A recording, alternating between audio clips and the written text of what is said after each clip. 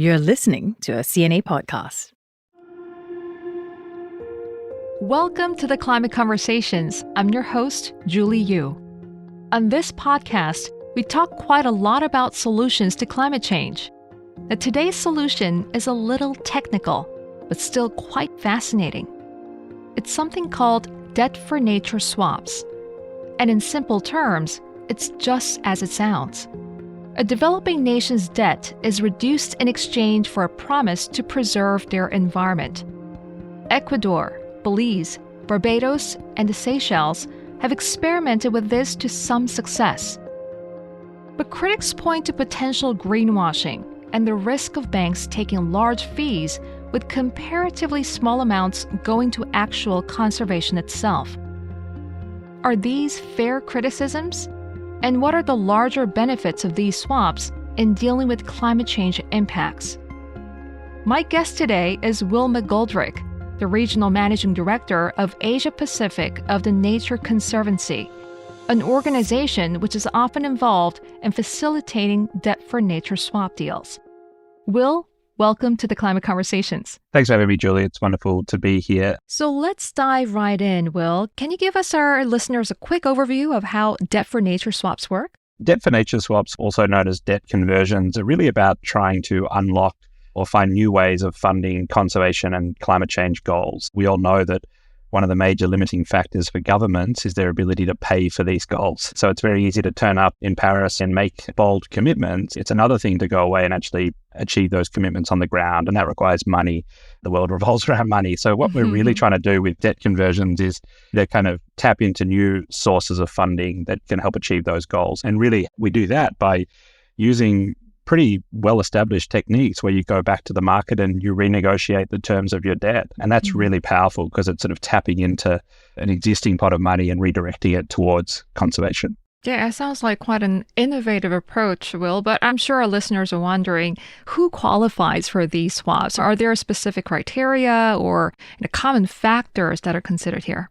Well, I guess any government could go ahead and do it. You could argue even a company could do it as well. But really, where this is very powerful is where you have developing countries or countries that have high debt loads, and they spend a large share of their annual GDP just paying off debt. And obviously, that's not good for their development outcomes, and it really holds them back from being able to achieve their conservation or climate goals. So developing countries are the ones where we've been focused on, and we do that not just because they stand to benefit from it, but also because it helps to resolve the fundamental inequity in this whole equation. Wealthy countries are the ones that have pumped the atmosphere full of carbon dioxide and contributed to the problem, and the poorer, more vulnerable countries are the ones that are often most exposed to the impacts. So this is a way to help to solve some of those equity issues as well and provide support for more vulnerable countries and communities around the world. Could you give us some examples of where the money is used or invested in terms of the low-income countries? Sure. So first of all, it's really important to emphasize that the money flows into independent trust funds with very clear governance rules, and the money will go towards the projects that need it most. So various examples can exist. Of course, it's really important that governments themselves have funding to be able to pay for rangers, to be able to establish national parks. So this is one way to fund some of those core government costs. But also, we want to see funding flow down to the community level, a coastal community in a small island country.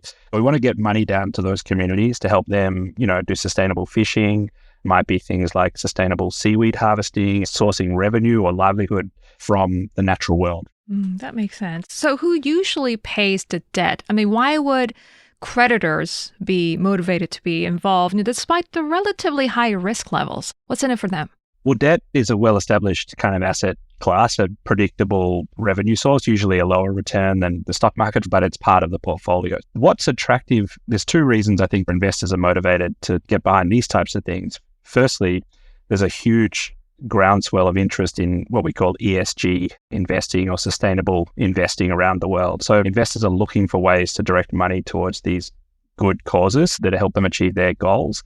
But the second thing is the way we structure these debt conversions is that we bring in development finance corporations or development banks from, say, the US or wherever it might be, who can provide some of the risk sharing facilities, which lowers the risk threshold and makes it a more attractive investment source. It also lowers the cost of borrowing, which makes it better for the country that's actually borrowing the money as well. So that's in a nutshell how it works. Okay.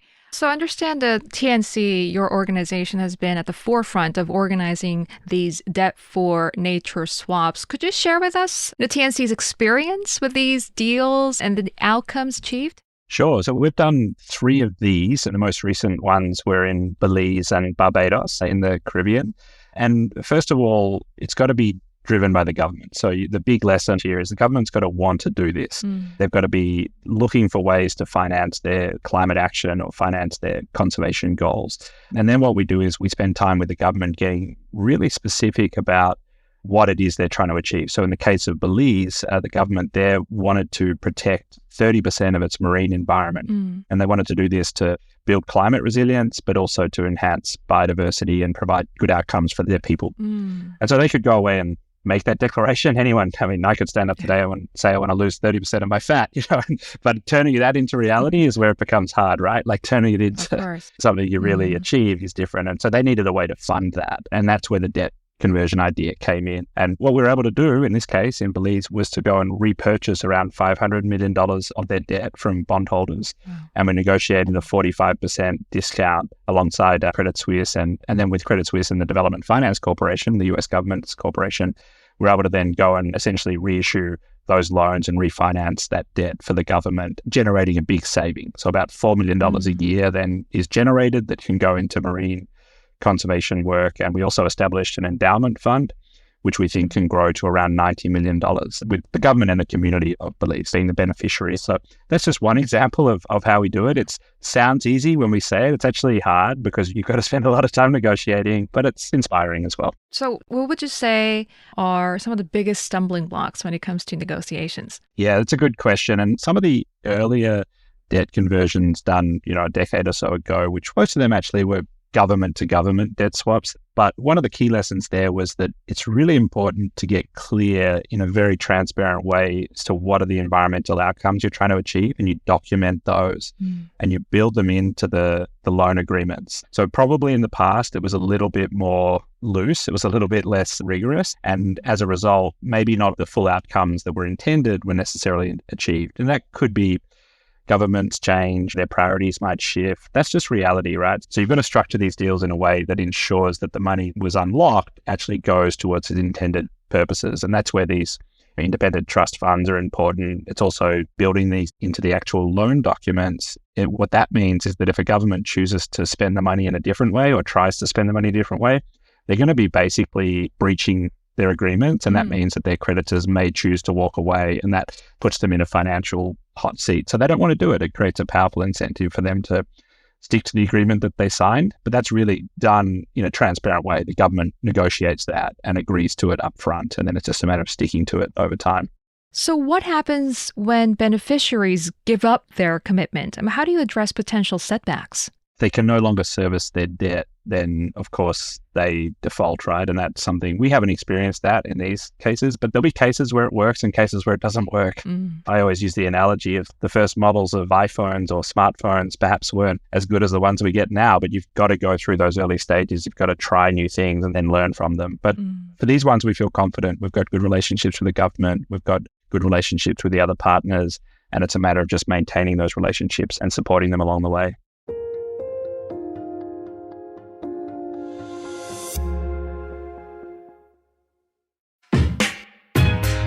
Are you looking for ways to make your money work harder? Tips on saving, investing, or retiring early, perhaps? Or advice on big-ticket decisions like buying a house or owning a car? I'm Andrea Heng, host of CNA's top personal finance podcast, Money Talks. And these are some of the things we find out for you. Each week, I get a guest to share personal stories and answer burning questions that help you make sense of the latest financial trends. Go check out the complete Money Talks playlist on the CNA app, Spotify, Google, or Apple Podcasts.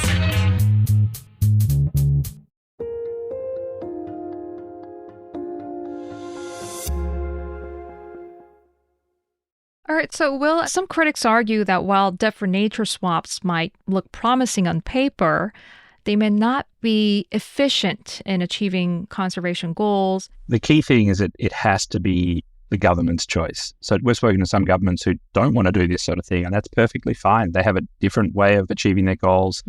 They may believe and be able to go out to the market and negotiate their own debt restructuring and then use that money to achieve other goals in education or healthcare or whatever they want to achieve, which is great. And so it's got to be driven, that sort of principle of the government being in the driver's seat. This is them taking on a financial obligation. The important thing to emphasize, though, is that they're not actually borrowing more money. They're borrowing less money. So it's actually taking existing debt and restructuring it. So it's like if you're buying a house and you have a mortgage and you go to the bank and you want to renegotiate or get a better loan term, you've still got the same amount of debt. Maybe you get a slight reduction, but you've got better terms, right? Some would argue that all the debt should just be cancelled. Sure. And of course, that would be great to wave the wand and say, those people who lent the money can just give that up. But that's not the way the world works. If it's government to government debt, yeah, maybe that's a case where a government could forgive some debt to another government. But out in the private market, these bonds flow through to pension funds. They flow through to people like you and me. So it's a little bit wrong, I think, and perhaps naive to assume that all this debt's just going to get cancelled. It's really about how we restructure it in a smart way and try and reduce the burden on developing countries. Speaking of debt, here's a thought-provoking question. I mean, would it be more effective to address debt and nature separately, given the complexity of the debt swap operations? Because some might argue that a simple climate conditional grant might be more helpful. What do you say to that? Yeah, there's lots of different ways to fund conservation and climate goals, but you have to first figure out where that money is going to come from. So who's going to write the check for the grant? And what really all we're doing is just finding a way to unlock a new source of funding. There's plenty of money out there in the world, but there's only a small amount at the moment that's really focused on climate change and conservation. Yeah. And the reason for that is most money in the world wants a commercial return. So most investors want to see a commercial return. I mean, let's be honest, even you and I, this is how we work. And so what we're trying to do is find a way for that commercially oriented money to flow into conservation. And this is not the only way to do it. We've been involved in impact investing as well. The Nature Conservancy has got an impact investment team where we develop funds that might take an equity stake, for example, in sustainable farming. So it's not the only solution. It is just one attractive solution at the moment, particularly because so much focus is on debt at the moment, coming out of the pandemic and the sort of period of low interest where probably governments and many individuals borrowed more money than they perhaps should have. So we need to restructure some of that debt. I'm sure you've had a lot of personal experiences where you had your hands on these deals and swaps. Could you share with us some of those experiences? I'm responsible for looking after the Nature Conservancy's work in Asia Pacific, and we're working in around 10 or so geographies across the region, everywhere from Mongolia in the north through mainland China, Hong Kong, Singapore, Indonesia, Australia, New Zealand, Papua New Guinea. I don't want to get into too many specifics just because as I said, this is a government-driven initiative. And so we've got to be really careful that we don't get out ahead of any of our government partners. But yes, there are some in the pipeline for the region. The thing that's interesting in this part of the world is there are examples of distressed debt where you need to move quickly and perhaps not in the best negotiating position because, they really need to refinance or they're going to default. But there's also lots of countries that have done a really good job at managing their debt burden in this part of the world. And so that's quite interesting. It's how do you work with those governments that have done a good job, but they want to still use this model, this tool to unlock new pots of money or new ways to fund their conservation goals. So that's a really interesting challenge for us. It's a different way of thinking, a different way of reframing the conversation, less about being opportunistic and dealing with distressed situations and more focusing on governments that have done really good financial management and are now looking to innovate when it comes to sustainable finance. And I'm hoping that we can announce some of those in the coming months and you'll see them out there in the public domain. We're just not quite there yet, which is just the reality. So, yeah. So, Will, these swaps are not a silver bullet or a single solution. Could you tell me about circumstances in which these swaps have complemented other climate finance instruments to ease debt burdens or encourage environmental conservation? Sure. So I think one of the interesting areas here will be the role of carbon markets and also emerging interest in what we call biodiversity credits or biodiversity markets. And this is another way of attracting commercially oriented capital. The bulk of the world's capital is commercially oriented. So how do we leverage it into conservation? And carbon markets, if done well, can be a really good way to do that. And I can imagine a scenario where you have a government that looks across its entire system and says, okay, one way to unlock some money is through a debt conversion. And let's say that brings in $4 or $5 million a year for conservation. But we also have an opportunity within that system to develop some carbon credits as well. And that might be through restoring a forest that would have otherwise been chopped down, or it might be from sustainable agriculture, or from replanting mangrove systems along the coastline, of what we call blue carbon projects. And that can attract additional sources of funding as well. Now, there's critics out there who will say the carbon offset's unreliable, et cetera, et cetera. And you've got to get it right. They've got to be the right rules. They've got to be high integrity. But there's no doubt that this is an attractive way to attract funding. And if you take away these ways of attracting funding, then you don't get the environmental outcomes. And this is what we're trying to resolve. How do we fund these aspirations? Otherwise, a friend of mine says conservation without capital is just a conversation. And from my point of view, we need to see action on the ground. And that means we need money flowing into these things. Yes, indeed. And swaps are still a niche business, Will. I mean, what are some of the issues you think that need to be addressed if these swaps and these deals are to be potentially become more widely accepted and adopted? Learning by doing, I think, is the key thing. And what's interesting is I know that Credit Suisse is part of UBS, so it's a different entity these days, but that's a mainstream bank, a financial institution going out there and learning how to do something a little bit different in an established field. So debt markets are established, bonds are an established asset class, but they tried a different way of doing it to achieve different outcomes. And that's attracted a lot of the other major I won't name names, but we've got lots of other banks now knocking on our door saying, hey, can we do this with you? That's exciting when you see these mainstream institutions actually wanting to do this. And I think there's this real moment in time. I've been working in conservation for a couple of decades now, and more than ever, we've got this coming together of governments wanting to make a change and the private sector accepting and realizing that it has a really important role to play. Of course, it needs to make money for its investors, but the private sector also wants to make a difference. So just that initial commitment and interest from the private sector, but then turning it into actually willing to try something new. And the first time you do it, of course, it's going to have transaction costs. It's going to be kind of awkward. You're going to have a hard time getting it through your governance committee. You're going to have all these problems. But the second time, they're going to be, oh, wow, yeah, we know that. And third time, before you know it, it's bread and butter stuff. So it's really, I always say, learn by doing, get out there, and then figure out how to scale it up from there. Well, it's an exciting time indeed. Very thrilled to see how TNC would continue to pave the way for a greener future. Thank you very much for your time. Thanks so much, Julie. Thanks for what you're doing as well. These podcasts are fantastic, and I appreciate your contribution. Thank you. Thank you. Take care. Well, thanks to my guest, Will McGoldrick, and thanks to all of you for tuning in. We hope you enjoyed this episode. Now, do remember to subscribe and like this podcast so you know when a new episode drops. You can find CNA's climate and sustainability coverage online at cna.asia. The team behind this podcast is Tiffany Ang, Jacqueline Chan, Cyan Nguyen, and Crispina Robert. And I'm Julie Yu, signing off.